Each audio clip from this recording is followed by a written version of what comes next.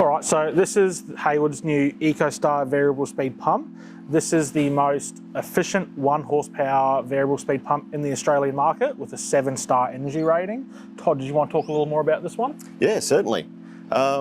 With the EcoStar, after the new MEPS, which was a recalibration of the star ratings across all pumps. MEPS in the old days was only ever done on three-phase motors. They've now rolled it out into single-phase units, so that affected our industry with our pump units. So what we've done, we've married our 2 energy efficient pumps, which was the MaxFlo and the TriStar, and they had a little baby and it's called the EcoStar. What we've done is we've grabbed the MaxFlo wet end and a TriStar motor. So everyone suddenly thinks, well, it's a 2 horsepower motor. It's an electrically computated motor, and we can tell it to be anything that we want. So what we've done is we've told it it's a 1 horsepower, so it will never draw more than a 1 horsepower motor. It will, way we get some efficiencies out of that, we've got extra material in there. So like we spoke before, neodymium, we've got extra material in there, reducing mechanical slip, allowing that then to transfer into torque into the wet end. And as the torque is higher, you have less current draw, which gives you your energy savings.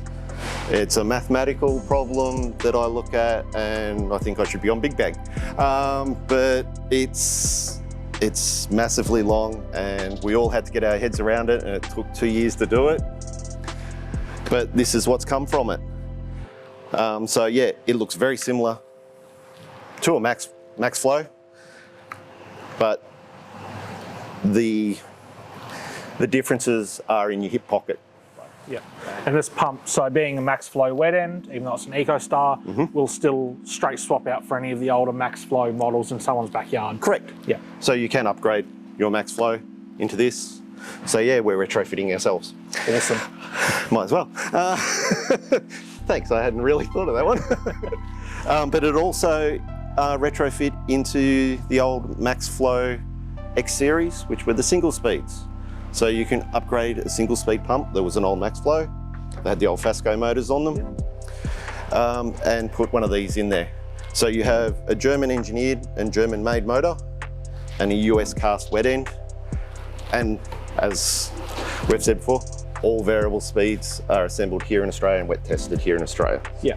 So any customers out there with an old MaxFlo VS or MaxFlo X can upgrade to this without the cost of replumbing and start watching their energy bill come down. All right, so Todd, so this pump's only available in a 1 horsepower variable speed, which is the smallest variable speed pump in the Australian market. How does that compare to other variable speed pumps in the market? Okay, this is where the features kind of really take off.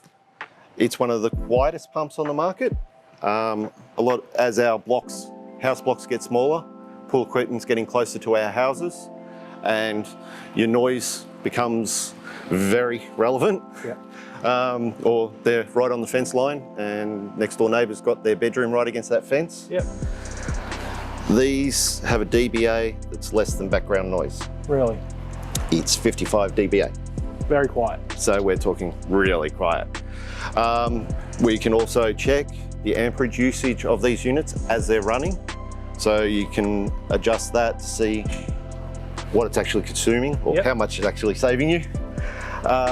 These also have the ability to communicate with our AquaRite and Omni via cable, which is RS485. You can actually adjust the speeds on your Omni.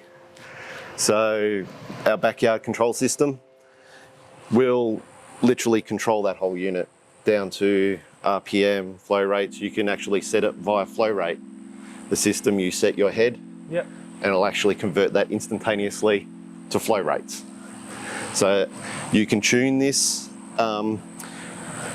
with these models and with everyone else's models. 9 times out of 10, you use top speed and bottom speed. Middle speed's really forgotten about. What we've been able to do is set a timer for middle speed. And a lot of our service customers use that as their service button. So if they're vacuuming a pool, they program middle speed to be what they want it to run at. Could be 2400, could be 1400.